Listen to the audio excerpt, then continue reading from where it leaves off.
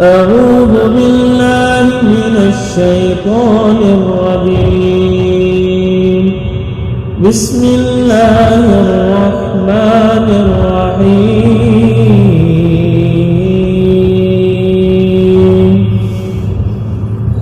ولقد جاءت رسلنا إبراهيم بالبشرى قالوا سلاما قال سلام فما لبث أن جاء